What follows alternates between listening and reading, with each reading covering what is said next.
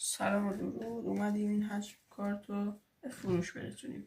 من توی کامنت ها شماره رو میذارم، هر کسی که خواست اون عدد رو به شماره من پیامک بده و آدرس دقیقتون رو میگیرم و پستش میکنم و براتون میفرستم.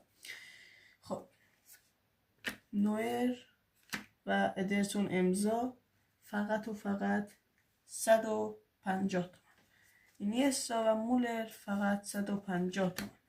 برای ادرسون عدد 1، برای اینیستا و مولر عدد 2. کوپا آمریکای وینیسیوس جونیور و پالمر فقط و فقط 100 تومن عدد 3. لوکا مودریچ و خدیرا فقط 150 تومن عدد 4 رو ارسال کنید. دوتا کارت نوروزی ریکاردو و پابلو 150 تومن عدد 5 رو ارسال کنید. پرایم 5 و 1 لواندوفسکی و سادیو مانه فقط 150 تومن عدد 6. عدد 7 تومن برای کریستیانو رونالدو و رود ارسال کنید که فقط 200 تومنه. و کریستیانو رونالدو 100 و دیوید بکام همش فقط 200 تومن.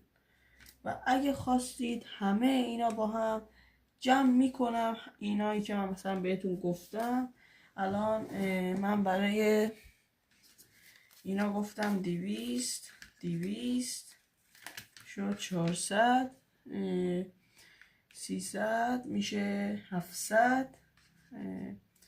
اینم 150 گفته بودم میشه 850. بعدش اینم 100 میشه 1,950,000. بعدش اینم 150 اینم 150 میشه 300. با اونم میشه 350 میشه 1,300,000. من بهتون میدم 1,000,000. همشون با هم 1,000,000 براتون تخفیف میذارم. و اگه همه اینا رو میخواید 1,000,000 و تکی هم که بهتون گفتم شماره رو من میذارم توی کامنت ها، عددشون رو ارسال کنید بهم و آدرس دقیق ازتون میگیرم و براتون ارسال میکنم. همشون هم 1,000,000 دیگه، خیلی ارزون گذاشتم. خب مرسی که این ویدیو رو نگاه کردید و لطفاً این ویدیو رو لایک کنید و بهم پیام بدید و کامنت بذارید برام. فعلا خدا نگهدار.